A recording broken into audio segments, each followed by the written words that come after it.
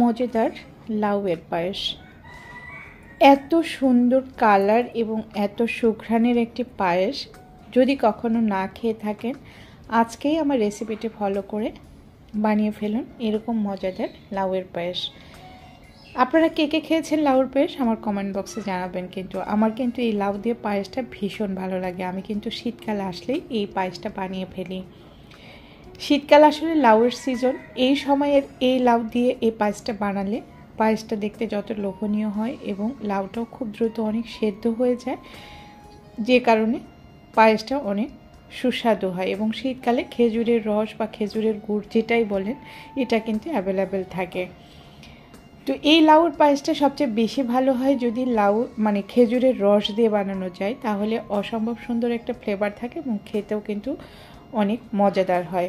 তো যাই হোক, এখন তো আমার কাছে খেজুরের রস নাই, তাই আমি আপনাদেরকে খেজুরের গুড় দিয়েই লাউর পায়েস বানিয়ে দেখাবো। এই জন্য আমি প্রথমে লাউটা কেটে তারপরে লাউয়ের মাঝখানে যে বিচিগুলো থাকে, বিচিগুলোকে ফেলে দিয়ে শুধুমাত্র সবুজ শক্ত অংশটুকু আমি এরকমভাবে ছোট ছোট করে ঝুড়ি ঝুড়ি করে কেটে নিয়েছি। এখন এগুলোকে ধুয়ে তারপরে দিয়ে দিচ্ছি একটু গরম পানির মধ্যে। আমি লাউটাকে হালকা একটু ভাপিয়ে নেব। লাউটা ভাপিয়ে নিলে যেটা হবে, লাউর যে কাঁচা একটা গন্ধ থাকে, এই গন্ধটা কিন্তু চলে যাবে। তখন পায়েসের মধ্যে এই গন্ধটা আর পাওয়া যাবে না। এই জন্য লাউটাকে আমি বেশি সময় না, 2 থেকে 3 মিনিট একটু গরম পানিতে ভাপিয়ে পানি ঝরিয়ে নিয়েছি। এবার চুলাতে একটা কড়াই দিয়ে তার মধ্যে অল্প পরিমাণে আমি চালের গুঁড়া ভেজে নিচ্ছি। এখানে আমি চালের গুঁড়াটা কিন্তু নর্মালি এমনিতেই ভাজছি, কোনো ঘি বা তেল ইউজ করে না।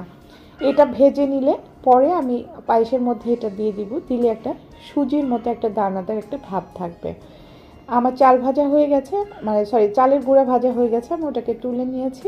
এবার আমি কড়াইতে দিয়ে দিচ্ছি গরুর তরল দুধ। এখানে আমি 1 লিটারের একটু বেশি দুধ নিয়েছি। সাথে দিয়ে দিচ্ছি 2টা তেজপাতা এবং কয়েক টুকরা এলাচ। আমি এখানে কোনো দারচিনি ইউজ করি নাই। লাউয়ের মধ্যে দারচিনি ইউজ করলে কিন্তু খুব একটা ভালো ফ্লেভার আসে না, এই জন্য শুধু তেজপাতা এবং এলাচি ইউজ করেছি। এবং এটা একটু গরম হয়ে আসলে, দুধটা একটা বলক দিয়ে উঠলে তার মধ্যে আমি দিয়ে দিলাম লাউগুলো দিয়ে আমি অনবরত এরকমভাবে একটু নেড়ে চেড়ে ফুটিয়ে নেব। আমার লাউ কিন্তু সেদ্ধ হয় না, জাস্ট একটু ভাপিয়ে নিয়েছি, এই জন্য আমি সেদ্ধ করে এখন ফুটাচ্ছি আর কি, সিদ্ধ করতেছি। তো এই পর্যায়ে দিয়ে দিলাম আমি একটু চিনি। আমি অল্প পরিমাণে চিনি দিয়েছি যেহেতু আমি গুড় দেব। এবার দিয়ে দিচ্ছি গুড় এবং আমি মাঝখানে দিয়ে দিয়েছি স্বাদ মতো লবণ। মিষ্টির ব্যালেন্স করার জন্য কিন্তু একটু লবণ দিলে মিষ্টি টাইপের খাবারগুলো একটু বেশি সুস্বাদু হয়। আমি এখানে গুড়টা ইউজ করলাম 2টা কারণে। এক হচ্ছে একটা খেজুরের গুড়ের ফ্লেভার আসবে, দ্বিতীয় কথা কালারটা সুন্দর আসবে। এই কারণে আমি খেজুরের গুড়টা দিয়েছি, আর মূলত মিষ্টির কারণে দিয়েছি আমি চিনিটা।